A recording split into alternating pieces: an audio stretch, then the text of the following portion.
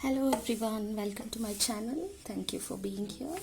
So this month on Tanglers, our focus is on aura patterns which has repetitive strokes or lines in them.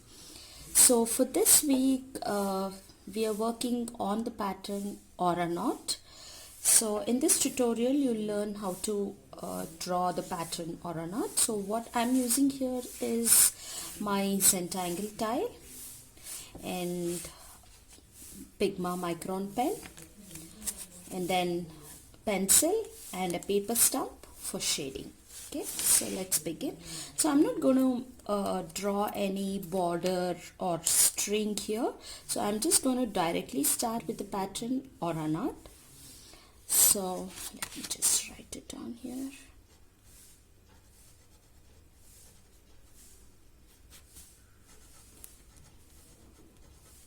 AURAKNOT. So this pattern is very nice, and it has a nice woven effect or weaving effect to it. It looks pretty complicated, but it's really easy to draw if you go step by step and just follow this video. So it can really start with any number of the star shape or the petal shape kind of a thing. So let me just start it over here. Again, if you notice, I'm not very bothered about the petally shapes being symmetrical in size, or you can round it or you can make it sharp. It's up to you. So you can just randomly draw a whimsical starry kind of a shape, and you can use as many number of these points as you want. It's not necessary that you have to always use 7 or anything like that. You can the least you can use is 3 of them. So 3 and above, any number can be used. So let's start off now. So what I'm going to do is consider 2 points of these, the 3 points of the star. I'm going to skip this point and join this point of the star and this point. Okay, so let me show you how. So from this point to this point, so basically from this point to this point I have joined, skipping this one. Okay, so basically the one we have skipped forms a triangle shape. So once I have joined that, I'm going to add one aura going across this point to this point. Okay, so now what I'm going to do, I'm going to turn my tile clockwise and work the next one the same way. So each time you join 2 points and add an aura, turn your tile clockwise and then continue doing the same. So now what I'm going to do is, I'm going to join this point to this point, but I'm assuming this line goes under this aura band and is joining here, and then again I'm going to aura this whole thing, again turning my tile clockwise and then again repeating the same step. So each time you join a point, join 2 points and add an aura, turn your tile clockwise and repeat the step.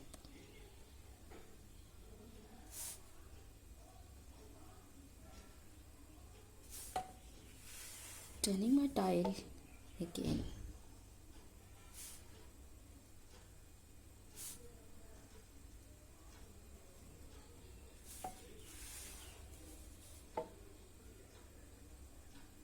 And even if you notice, when I'm joining the 2 points, I'm not too worried about using a straight line to join. Just like however the points are, however the line flows, just allow it to flow that way.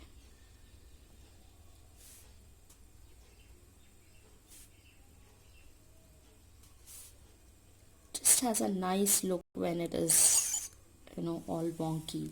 If you want to make it perfectly symmetrical, you can do that too, but then I feel this has more character to it.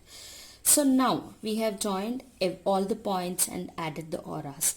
So now if you notice in this, all the lines are overlapping except for the first point that you joined and added an aura. Okay, that is the one continuous line which you started first. So now what we are going to do is again go back to that first one and just continue adding the lines mimicking the first band. So you're just adding auras, but each time you're adding aura, you're just taking care that wherever there is already lines existing, you're going under and coming out of it, just like your Hollywood technique or the drawing under technique. Again, once you have added the second one, repeat the same thing, turning your tile clockwise and go ahead and do the same thing. Okay. Turn clockwise, add the aura. Turn clockwise,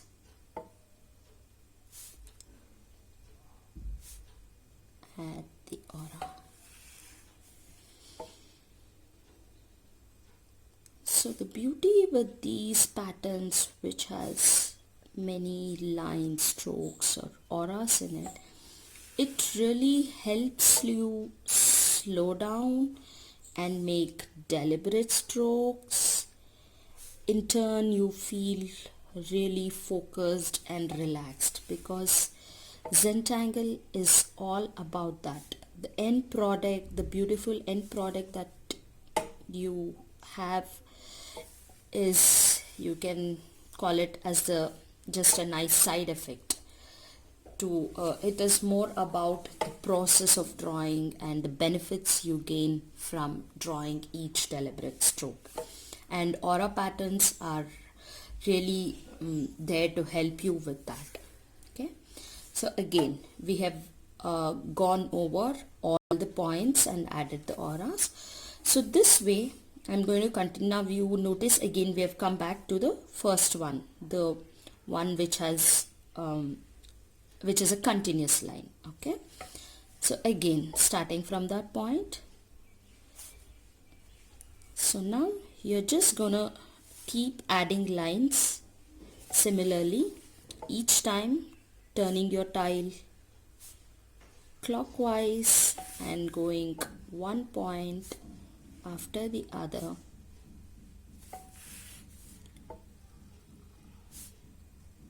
So I'm going to go ahead and add auras until I fill all of my spaces that is there with these lines or auras. So you can go ahead and do the same thing. Remember, just focus on one pen stroke that you are doing at the moment and slowly add the auras. You need not hurry, you need not worry how the pattern looks in the end. It's just taking time to breathe with every stroke. Okay.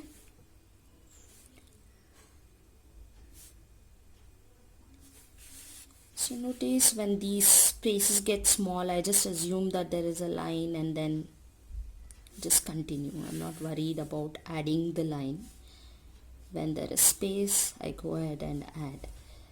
So now all these points are filled and there is just the center space that is remaining, and you notice how each line has this one is woven inside the other, the weaving effect like a basket. Yeah. So now this point that is there, you can just continue adding the lines, or you can just ink it out completely, or you can add some textural tipple, something like that. Okay, so but what I'm going to do is I'm just going to continue adding the same line. So what I'll do is just start here.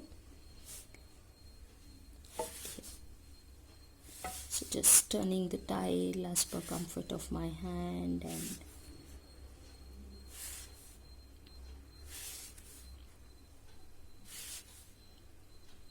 just continue that weaving effect of each of the line in whatever space that is available. So it gets smaller and smaller as you keep drawing until there is no space. You can just fill it up with lines here, or this tiny space you can just even ink it out like this. Okay, so this is your pattern or a knot.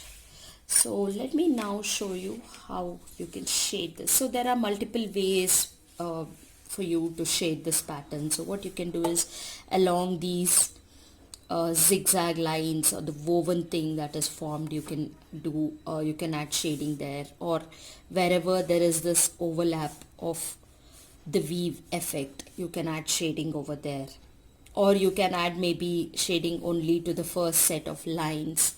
Anything is fine. Okay, so what I'm going to do here is, for a few of them, I'm just going to add light graphite in the areas where there is this over under effect. Okay,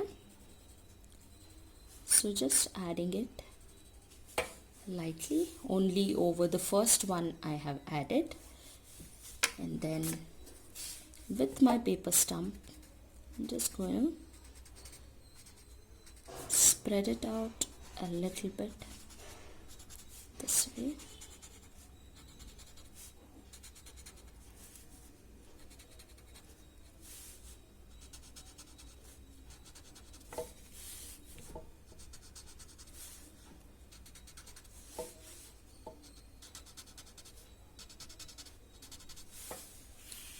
So you have that nice effect of weave.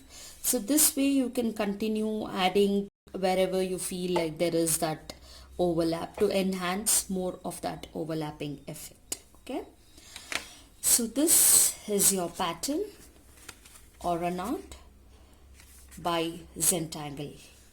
Okay, so it's a Zentangle original pattern. So I may go ahead and add a couple more tangles around this to complete my tile, but yeah, you can use this just as a mono tangle also, which has a nice effect. Okay, there are a couple of variations I have done of this patterns, and the different ways that you can use with you know, as a border, etc. on. So those styles are up on Bangalore Tanglers, and also my blog on vandanakrishna.com. So if you're interested to see the variations, you can head over to my blog or Bangalore Tanglers group on Facebook and look at the other ways that you can do or a knot. Okay, so thank you guys, thank you for being here, and if you like the content of my channel, please consider liking, commenting or sharing it, and also do remember subscribe so that you won't miss out on the new videos. Okay, thank you so much, see you.